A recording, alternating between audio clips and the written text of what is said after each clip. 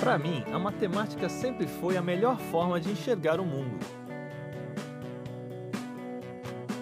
Eu sempre vi matemática em tudo, mas só ver não era suficiente. Eu precisava convencer meus alunos que não paravam de me perguntar para que serve a matemática. Então, eu senti o dever de mostrar como a matemática está em toda parte no dia a dia.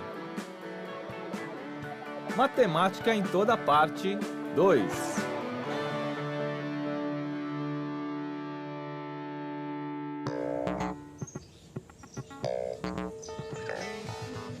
O futebol é uma caixinha de surpresas.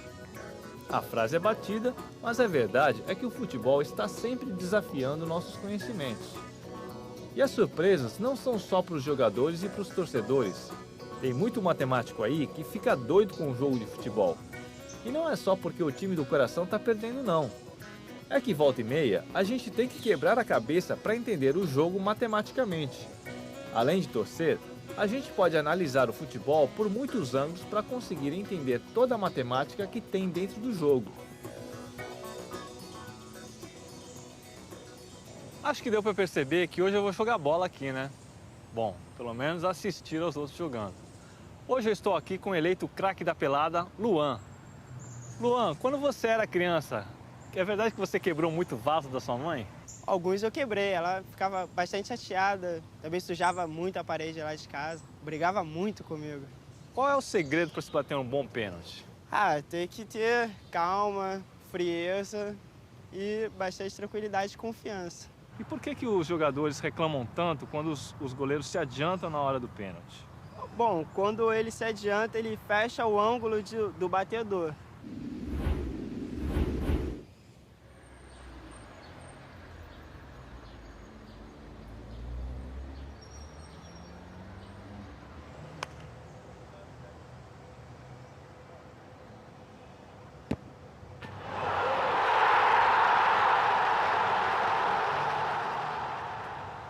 A sabedoria futebolística diz que o pênalti é tão importante que o presidente do clube deveria bater.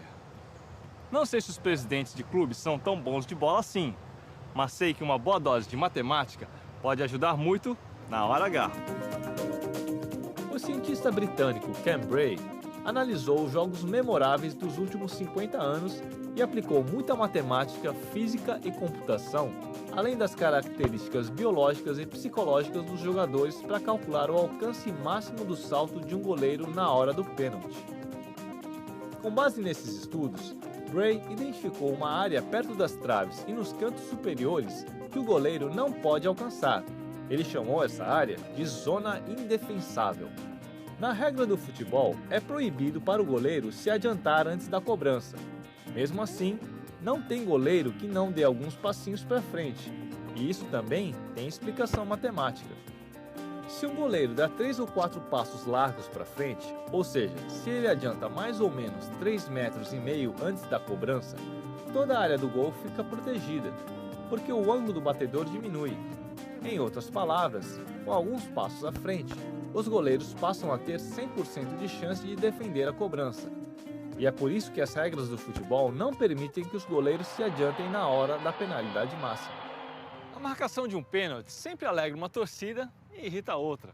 Aliás, todas as decisões do juiz são sempre criticadas por um dos lados, muitas vezes pelos dois. Para a tristeza desses profissionais, como se não bastassem todas as cornetadas, o avanço da tecnologia permitiu a construção do famoso tira-teima. O tira-teima é um programa de computador capaz de calcular a posição de cada jogador a qualquer momento do jogo a partir dos ângulos demarcados pelas câmeras, das dimensões e das marcações do campo. O primeiro passo dessa modelagem é a marcação de pontos de referência a partir de um sistema de coordenadas. Para isso, a gente escolhe uma posição na qual um dos cantos do campo seja a origem do sistema, onde os eixos x e y se encontram. Em seguida, a gente precisa saber as dimensões do campo. Num campo oficial, a medida máxima da largura é 90 metros e a medida máxima do comprimento é 120 metros. Depois, todos os outros pontos do campo também podem ser associados a pares ordenados. Como cada coordenada pode ser qualquer número real, o plano cartesiano é representado por R2, que é igual a R vezes R. Mas esse modelo não está completo. A gente precisa de uma nova dimensão, ou em outras palavras, de um novo eixo no nosso sistema de coordenadas. E uma expansão natural do plano cartesiano é o chamado R3, que é igual a R vezes R, que a gente obtém quando inclui um terceiro eixo. Os pares ordenados passam a ser ternas ordenadas. Uma vez construído um modelo tridimensional, é possível posicionar a câmera virtual em qualquer posição desejada.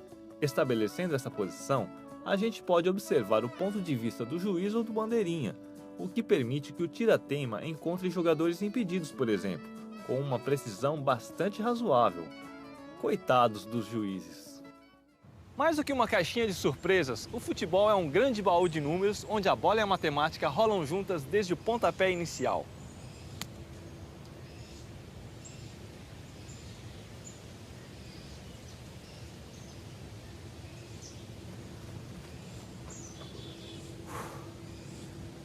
Apesar da minha presença, o time está ganhando.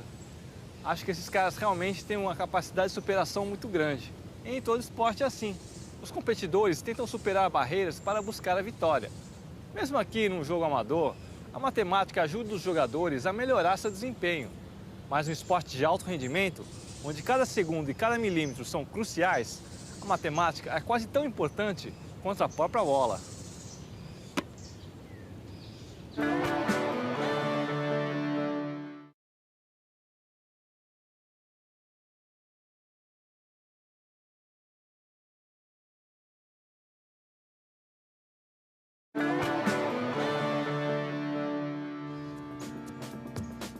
A preparação para um esporte de alto rendimento, como o vôlei, passa por uma constante busca de superação.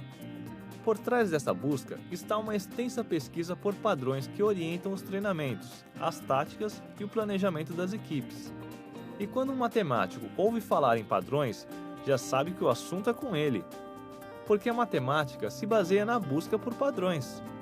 E o que eu quero entender hoje é como a matemática está por trás do planejamento e da preparação de uma equipe de vôlei profissional.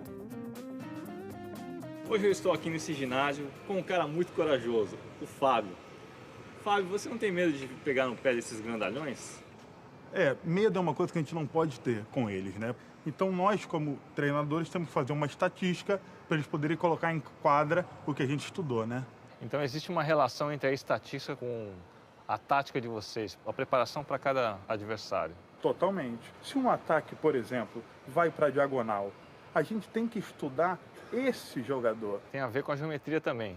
Total, estatística, geometria, figuras, e a partir daí a gente vai criar estratégias para poder enfrentar, sempre enfrentando a partir de um estudo.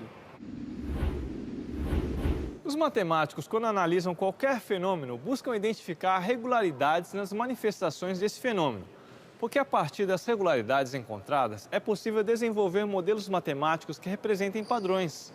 E tendo os padrões representados, é possível projetar situações futuras dentro de contextos parecidos. Eu vou dar um exemplo. No voleibol atual, existe uma posição chamada de líbero, que é um atleta com características e regras totalmente diferentes dos outros. Ele só joga na parte defensiva da quadra e pode ser utilizado a critério do treinador para substituir qualquer atleta que no momento da substituição esteja na área defensiva da quadra. O líbero é um jogador especializado na recepção, ou seja, em geral é um jogador com ótimo passe. Por isso a gente imagina que a maioria dos saques seja feita nos ponteiros, que estão ao seu lado. A ideia, como se diz no jargão do vôlei, seria quebrar o passe. Quer dizer, evitar que a recepção do saque vá parar em boas condições na mão do levantador. Essa tendência é um padrão que pode ser estudado para melhorar o planejamento tático de uma equipe. O que eu estou fazendo aqui, na verdade, é conjecturar sobre uma situação de jogo de vôlei. Uma conjectura é uma ideia, fórmula ou frase construída a partir de vários indícios, mas que ainda não foi provada. Da mesma forma como eu fiz com os líberos no vôlei, eu poderia fazer sobre qualquer outro fenômeno no mundo. E é exatamente isso que os matemáticos fazem.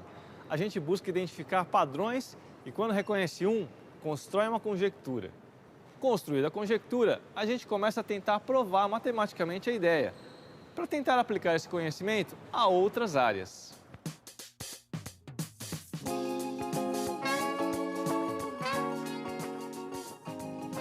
O ótimo desempenho do vôlei brasileiro nos últimos anos contribuiu muito para a popularização do esporte por aqui. E a base do desenvolvimento do nosso vôlei está na utilização de muita matemática. Ou, para ser mais preciso, na utilização de programas de computador que identificam e analisam padrões através da estatística. Em primeiro lugar, deve-se investigar a parte tática do jogo, mapeando a quantidade, o percentual e o tipo de jogadas do time adversário. É preciso analisar as tendências de todos os jogadores, como direções, preferências e posicionamentos. A partir desses dados, os treinadores podem formular estratégias para enfrentar os adversários. Durante os jogos, computadores mantêm o acompanhamento e confrontam os dados, indicando os ajustes necessários a partir das mudanças de comportamento do rival. Além disso, é preciso analisar o rendimento da própria equipe para entender como cada jogador se comportou em cada fundamento. Os jogadores são informados desses resultados, que passam a orientar seus treinamentos. A referência é sempre a média histórica, e o objetivo, claro, é trabalhar muito para elevar essa média o tempo todo. O esporte demanda muitos conhecimentos científicos para melhorar cada vez mais o desempenho dos competidores. Um desses conhecimentos é a matemática, que com suas ferramentas auxilia no planejamento e na preparação dos atletas e das equipes. O que não mudou desde os jogos mais antigos há milhares de anos é que o talento sempre faz a diferença. Quando o sujeito é como eu, um apaixonado pelo esporte, que não tem esse talento todo, o melhor a fazer é se dedicar aos estudos, colaborar com seus conhecimentos e, claro, torcer sem parar na arquibancada.